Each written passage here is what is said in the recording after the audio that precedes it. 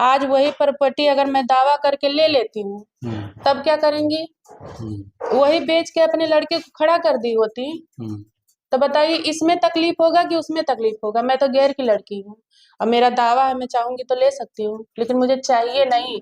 लेकिन एक बात मैं बोली, अगर मैं दावा करके ले लूं तो वो लोग मेरा क्या कर लेंगे? देंगी। और वही चीज मैं बोली बेच के अपने लड़के को खड़ा कर दो तो काहे नहीं की करें? ये जो चोरी चोरी इधर का उधर बात कर रहे हैं ये सब करना छोड़ दें। ये दोगलई वाली बात है। जो हकीकत है वो सामने लाया जाए। मैं कह रही हूँ किसी के पक्ष में मत बात करिए। अब क्या बताऊं, जो गाली दे रही थी ऐसा ऐसा कर रही थी तब कहाँ थी? अच्छा ये बताइए, मेरे से डॉक्टर बोला, मैं गई, मैं डॉक्टर से पूछी, डॉक्टर क्या मेरे सामने जो चीजें हो रही थी मैं उनसे बात कर रही थी, वो पूरा कोशिश कर रहे थे बोलने के लिए, आंख मलका रहे थे जैसे कि नहीं कोई शब्द होता है। मेरे बच्ची इशारों में मेरे पापा बोल रही था तो ऐसे ऐसे पूरा आंख कर रहे थे, जैसे लग रहा था पूरी कोशिश कर रहे थे बोलने के लिए। और उसके बाद इतना डेवलप होने बाद वो ऐसे हाथ रखने पे खुद तेज से हाथ दबाते थे। वो जब इंसान सही हो रहा था अचानक मर कैसे गया? ये कहना था दुर्गा बेदर्दी जो थे वो बोल रहे थे कि बच्ची पैदा हुई ना, मैं गया बच्ची के बर्थडे में थे, बच्ची पैदा हुई तब ये गए थे, देखिए उनके साथ फोटो खिंचवाए हैं और शब्दों में लिखे हैं, आप देखिए। क्या शादी करेंगे दोबारा या? नमस्कार दोस्तों, स्वागत है एक बार आपका फिर से एक और वीडियो में। दोस्तों हमारी मौजूदगी जनपद मऊ में है और इस समय हम इस समय है तनु जी के साथ, जो कि उपेंद्र लाल यादव की पत्नी है, जो कि इसमें आप उपेंद्र लाल यादव इस दुनिया में नहीं है और इनको आप देख सकते हैं, उनकी बिटिया है। क्या नाम है बेटा आपका? परी। ये परी है और बड़ा शौक से और बहुत प्यार से इनका नाम परी रखा गया था। और दोस्तों दुर्भाग्य कहें या दुर्घटना, इसके लिए कुछ शब्द नहीं है या फिर इसको संयोग कहें, जो भी कह लें। अभी उपेंद्र लाल यादव वाला और तनु वाला और उनके परिवार वाला मैटर सुलझा ही नहीं था कि उसी बीच में अभी तनु इनका परी का एक्सीडेंट हो जाता है। अभी आप देखिए परी के इस पर पट्टी लगाया गया है, डॉक्टर कम बोलने के लिए बोला है, बोलने में भी दर्द हो रहा है इनको। और इस पैर पे देखिए, इस पैर पे भी चोट है, उस पैर पे भी चोट है। तो बेटा कैसे चोट लगा, कहाँ से आ रहे थे आप? मैं दुकान गए थे, मैं मम्मी टॉफी फरवाने गई थी तो ना मैं रोड के साइड में खड़े हो गई तो गाड़ी वाला धक्का मार के चला गया। गाड़ी वाला? हाँ। कौन सा गाड़ी था बेटा? ना मुझे नहीं पता। आप रोड के साइड में खड़ी थी? हाँ। फिर भी रोड धक्का मार के चला गया? हाँ। अच्छा, फिर उसके बाद क्या हुआ? फिर उसके बाद मम्मी हॉस्पिटल लेके गए। मम्मी वहाँ पे थी आपकी? हाँ। अच्छा, जब इस बच्ची का एक्सीडेंट होता है तो आप मौके पे मौजूद थी, इसको लगा लीजिए आप। जी हाँ, मैं वहाँ पे थी। अच्छा, कहाँ जा रहे थे आप लोग? यहाँ ऐसे दबाएंगे तो लगा ले। कहाँ जा रहे थे आप लोग? दुकान पे हम लोग गए थे कुछ सामान लेने, उसको कुछ खाने का सामान चाहिए था। अच्छा। तो हाँ, तो ये सामान लेके और रोड के बगल में, जैसे वहाँ गाड़ी नहीं आ सकती है, अच्छा। वहाँ पे खड़ी थी, अचानक स्पीड में कोई आया 60-70 की स्पीड में और इसको उड़ा के चला गया। अच्छा। किस्मत अच्छी थी कि ये बच गई, नहीं तो देखने वाले लोग कह रहे थे कि बचती नहीं। अच्छा। किस्मत की अच्छी थी जो मतलब मेरी बच्ची सही सलामत। और दोस्तों मैं प्राइवेसी के कारण ये नहीं बता सकता हूँ कि तनु जी कहाँ रहती हैं, मगर ये जहाँ रहती हैं बहुत अंदर रहती हैं और ऐसे जगह रहती हैं जहाँ पे रोड खत्म के तौर पे है, या एक अलग रोड वहाँ से खत्म होता है, और इतना अच्छे एरिया में रहती हैं या इतना सिक्योर एरिया में रहती हैं कि वहाँ पे गाड़ी घोड़ा का आना बड़ा मुश्किल होता है। गिने चुने लोग ही आते होंगे और इस तरह का अंजाम और इस तरह की स्पीड, शायद अब इसको हम क्या कह सकते हैं, हम तो कुछ नहीं इस पे टिक्का टिप्पणी कर सकते हैं। छोटी सी बच्ची हैं। और पापा का क्या नाम था बेटा आपका? उपेंद्र लाल यादव। उपेंद्र लाल यादव की बिटिया है। आप देख सकते हैं काफी चोट लगी है, यहाँ पे चोट लगी है, सर में चोट लगी है, पैरों में चोट लगी है और यहाँ पे चोट लगी है। अब तो इनको स्कूल भेजने में भी डर लगता होगा और इन्हीं के हक अधिकार और पिता के नाम की बात चल रही थी, या यूं कह लें कि इन्हीं के लिए जो लड़ाई है इन्हीं के लिए लड़ी जा रही है।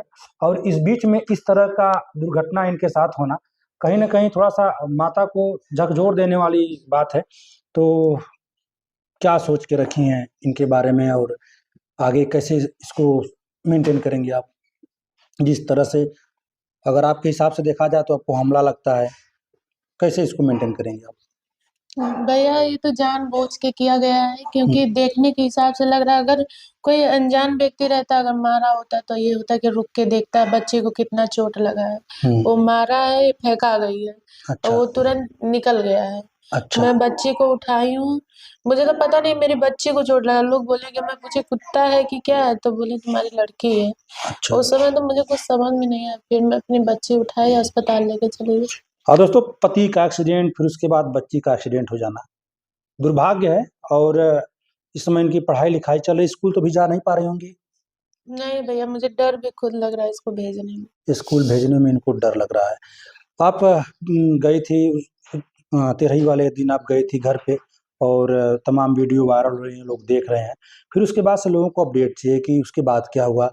जिस हक की लड़ाई लड़ रही हैं उसमें कितना सफलता मिली आपको? देखिए, अभी कानूनी कार्रवाई तो मैं उतना कुछ की नहीं हूँ, अच्छा। लेकिन अभी तो कुछ भी नहीं, ना तो इनके घर से कोई रिस्पॉन्स आया है ना कुछ भी। अच्छा, बीच बीच में वीडियो वायरल हो रही है कि आपको धमकी भी आ रही है, और इस तरह की वारदात, तो क्या मऊ में रहना है, या फिर मऊ छोड़ के जाने पे लोग बेबस कर रहे हैं आपको, या फिर इस तरीके का जब हादसा होगा तो मऊ छोड़ के चले जाएंगे आप? मैं नहीं जाऊंगी कि मेरी बच्ची यहाँ पैदा हुई, इसका पिता यहाँ थे, तो मैं क्यों जाऊंगी, मैं यहीं रहूंगी। अच्छा। तमाम सवाल और हैं जो लोगों के सवाल हैं कि तनु जी, तो उनकी उम्र बहुत अभी ज़्यादा नहीं है, नई है, क्या शादी करेंगे दोबारा, या ऐसा कुछ? ऐसा तो कुछ मेरे मन में नहीं है। अच्छा, इसी लड़की के भरोसे जीवन पार करना है, हाँ भैया, और इनका हक अधिकार का जो भी लड़ाई है उसको लड़ना है, लड़ना है। लड़ना है। चलिए, जो भी इनके पक्ष में होगा, क्योंकि कानूनी मामला है और ये जांच का विषय है। अगर देखा जाए तो अगर उपेंद्र लाल यादव इनके पिता हैं और इनकी ये माता हैं, तो इनको हक अधिकार मिलेगा, जो कि हमारा संविधान, हमारा कानून जो कहता है। और क्या कहना चाहेंगी? तमाम बातें उठ रही हैं, कुछ अपने तरफ से सफाई देना चाहेंगी? मैं ये कहना चाहती, दुर्गा बेदर्जी जो थे वो बोल रहे थे कि बच्ची पैदा हुई ना, मैं गया बच्ची के बर्थडे में थे, बच्ची पैदा हुई तब ये गए थे। देखिए, उनके साथ फोटो खिंचवाए हैं और शब्दों में लिखे हैं, आप देखिए इसमें लिखे हैं सुपर। दोस्तों देखिए, इस पे लिखा है दुर्गा बेदर्जी ऑफिशियल, एक प्रोफाइल होगी या फिर पेज होगा, उस पे लिखा है सुपरस्टार सिंगर उपेंद्र लाल यादव भैया की बेटी हुई है। आज सौभाग्य से इनके साथ कुछ पल। देखिए डाले कितने तारीख को है, 13 मार्च 2020 का ये पोस्ट है। मैं अभी आपको इसको लगा भी दूंगा। और क्या कहना चाहेंगे आप? पोस्ट अभी डिलीट कर दिया गया है। अभी है, आप लोग चेक कर लीजिए, अभी है ये। अच्छा। बाद में मुझे मीडिया के सामने दिखाने के बाद डिलीट हो जाएगा, ये चीजें मुझे पता है। ये 9 मार्च को पैदा हुई थी, ये 13 मार्च को आए थे देखने, अच्छा। और मीडिया में चिल्ला चिल्ला के कहते हैं कि मैं नहीं जानता हूँ कब पैदा हुई, कब क्या हुआ, इन सब से ये सारी चीजें छुपाया जाए। ये मेरी बच्ची है, इसके पिताजी हैं, और ये दुर्गा है। ये कौन से हॉस्पिटल का है? ये नित्या हॉस्पिटल का है। नित्या हॉस्पिटल का। तो वहाँ पे जब एडमिट करते हैं तो लोग पिताजी के आधार कार्ड को मांगा जाता है? नहीं, आधार कार्ड नहीं, साइन होता है। जैसे कि मेरा ऑपरेशन है तो वहाँ पे मेरे हस्बैंड का साइन हुआ। अच्छा। मेरी सास वहाँ पे थी। हाँ। मेरी डिलीवरी हुई, वहाँ का कागज बना कि बच्ची का जन्म प्रमाण पत्र। हाँ, तो जन्म प्रमाण पत्र में पिता का नाम होता होगा? हाँ, पिता का नाम तो उसमें उपेंद्र लाल यादव का ही नाम है। हाँ, उपेंद्र। तमाम कागजात हैं, तमाम सबूत हैं, जो कि चीख चीख के बता रहे हैं कि जो परी है उपेंद्र लाल यादव की बिटिया है।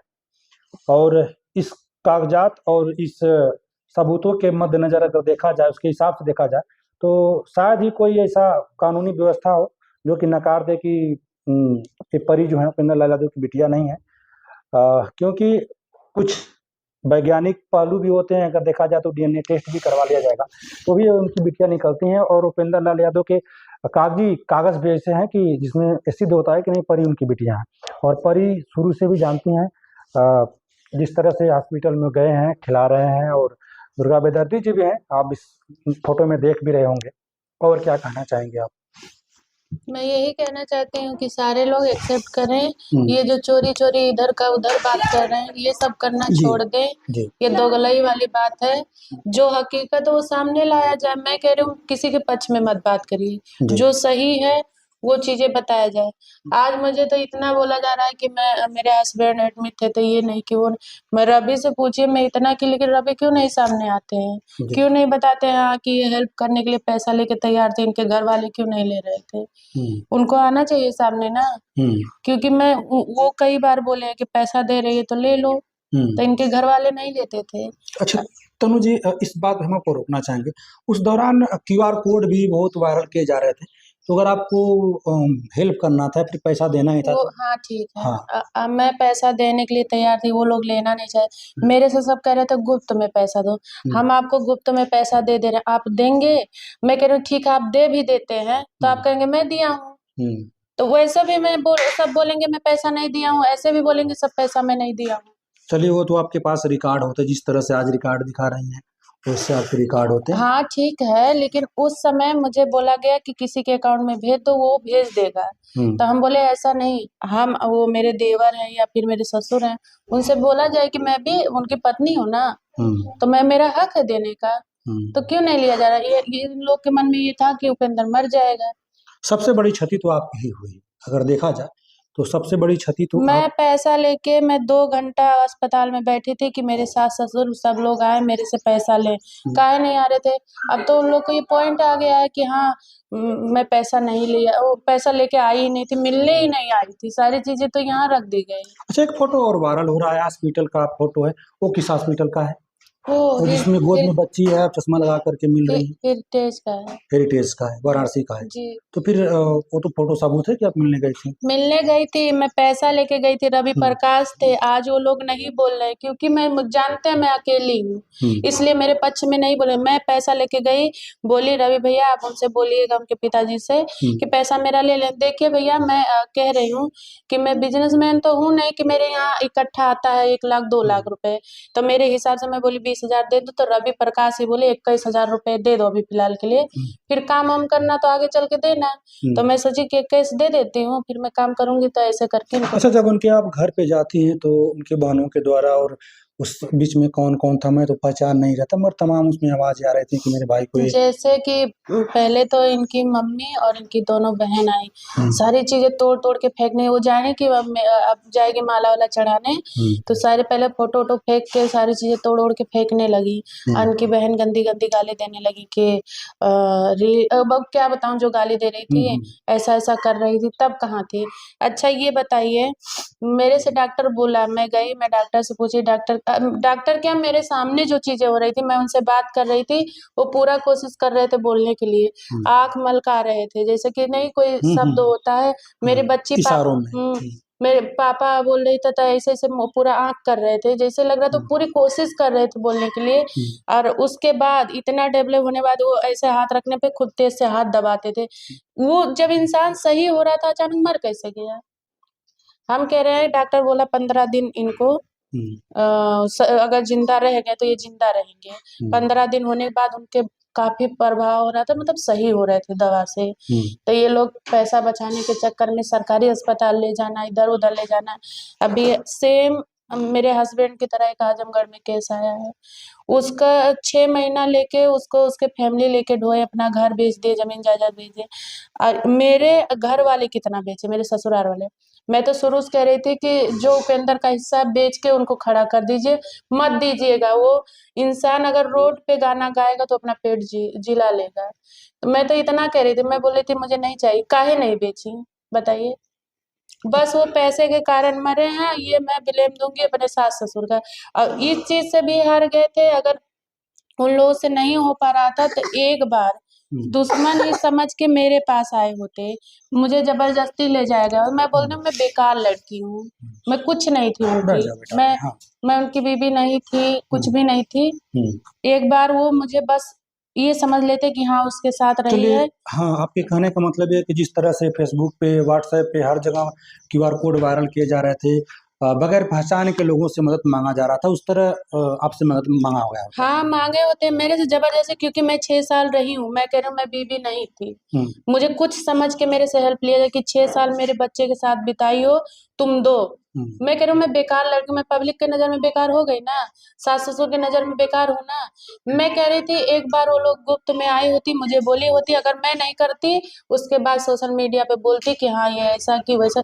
मैं खुद जा के फोन कर रही थी कि मुझे हेल्प करना है, मुझे उनको बोल दिए।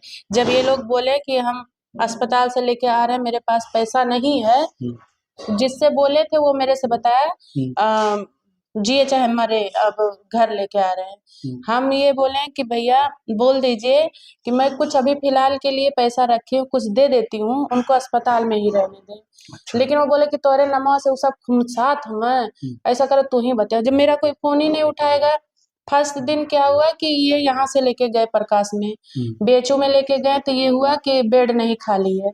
मैं फोन की, मैं बोली कि जब बेड नहीं खाली है, आप ऐसा करो प्राइवेट में इनको भर्ती कर दो, और 1 दिन का पैसा प्राइवेट का मैं दे रही हूँ। उसके बाद अब सरकारी में जब बेड मिल जाएगा किसी के माध्यम से, इनको ले जाके भर्ती कर देना। इसी पे सब मेरे से बहस करने लगे।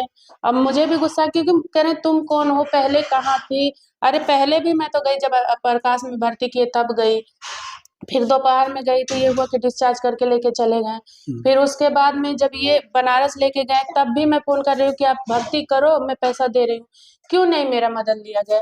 क्योंकि वो लोग जानते थे उपेंद्र मर जाएगा, ये हिस्सा लेने आएगी। अच्छा, क्या लोगों को ये अनुमान हो गया था कि नहीं उपेंद्र लाल यादव बचने वाले नहीं है, इसीलिए आपका शुरू से ही इग्नोर किया गया? उन लोग के मन में यही था, लेकिन उपेंद्र बहुत सही हो रहे थे, उनके में बहुत सुधार हो रहा था। उनको जबरदस्ती मारा गया है, वो इलाज के बिना मरे हैं। आज वही प्रॉपर्टी है इनका। मैं कह रही हूँ, मुझे लाख पब्लिक गलत समझे, मुझे फर्क नहीं पड़ता है।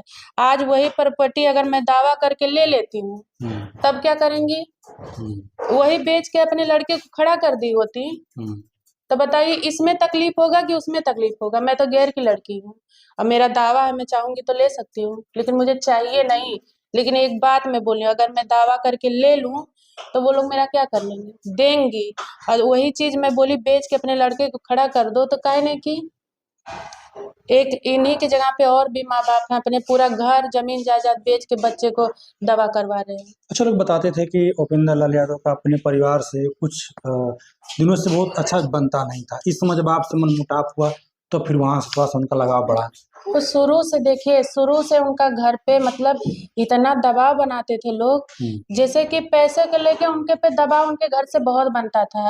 और जब ये लोग ज्यादा परेशान करते थे पैसे को लेके, तब मैं यही बोलती थी कि देखिए आप जिंदगी भर अब भाई का शादी किए, इतना पैसा लेके, अब वो कंपनी वालों को आप गाना दे दे के भरपाई कर रहे हैं। अब बहन की शादी करें, आपकी एक छोटी सी बच्ची है, कल को आप नहीं 1 रुपया में ना तो खुद के लिए बचा रहे हैं, ना मेरे लिए बचा रहे हैं, ना बच्ची के लिए। इन सब बातों को मेरा भी झगड़ा होता था, क्योंकि देखिए आज वो ऐसी स्थिति लाए हैं, ना तो मेरी बच्ची के लिए कुछ करके गए, ना मेरे लिए। तो अब बताइए, प्रूफ भी नहीं, वो सर मुझे जुटाना पड़ रहा है प्रूफ। मैं उनकी बातें नहीं बोलती हूँ भैया, क्योंकि पब्लिक के नजर में वो अच्छे हैं, वो अच्छे रहे। अब मुझे बदनाम किया जा रहा है भैया। मैं पैसा लेके शुरू से खड़ी थी, भले मैं अस्पताल में नहीं जाके रही हूँ, लेकिन मैं देखिए, मैं अगर काम नहीं करूंगी तो खाऊंगी कहाँ?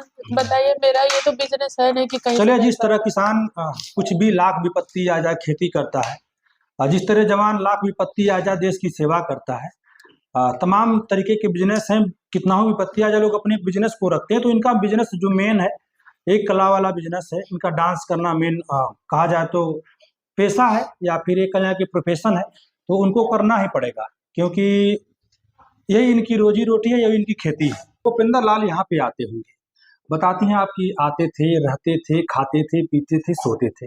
इन दोनों कुछ बीच में दूरियां थी।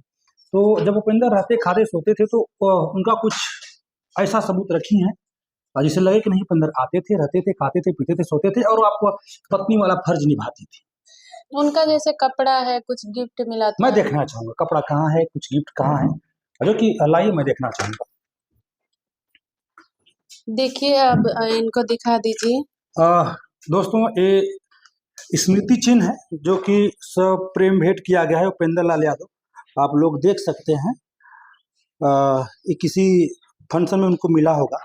बिक्की डिजिटल दिए थे। अच्छा, इसको मैं भी लगा देता हूँ। और कुछ कपड़े दिखा रहे हैं। ये कपड़े, ये देखिए उनके इंस्टाग्राम पे, अगर कोई देखेगा तो ये कपड़े में वो वीडियो मेरे साथ भी बनाए हैं, ऐसे अकेले में भी बनाए हैं। अच्छा, चलिए, एक कपड़े तो सेम ब्रांड के मिल सकते हैं, ऐसे कपड़े मिल सकते हैं, और दिखाइए।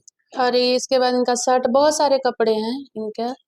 चलिए, ये गिफ्ट नहीं ना मैं ला सकती हूँ उनका। चलिए, गिफ्ट नहीं ला सकती हैं, और चलिए अगर गिफ्ट भी ला सकती हैं तो कोई बात नहीं, पुराना गिफ्ट है, देखने में पुराना लगता है। मानते हैं कि परिवार वाले बोल रहे हैं कि उपेंद्र लाल यादव शादी नहीं किए थे। चलिए भैया, मैं मान लेता हूँ कि उपेंद्र लाल यादव शादी सन्नू जी से नहीं किए थे, तो फिर उपेंद्र लाल यादव यहाँ पे आते क्यों थे? अगर आते थे और उनसे बिटिया है तो स्वीकारना पड़ेगा, और किसी भी हाल में स्वीकारना पड़ेगा, चाहे उसके लिए इनको कोर्ट का सहारा लेना हो, चाहे जो भी साम दाम दंड भेद लगाना हो, ये तो स्वीकारना पड़ेगा। अगर आप आए हैं, रहे हैं और आपसे संबंध स्थापित हुआ है, आपसे बच्ची है, तो इसको स्वीकारना पड़ेगा, ऐसे पीछा नहीं छूटेगा। इसी के साथ हम लोग वीडियो को समाप्त करते हैं, फिर मिलते हैं किसी और वीडियो में। अब तक का बने इसके लिए बहुत बहुत धन्यवाद।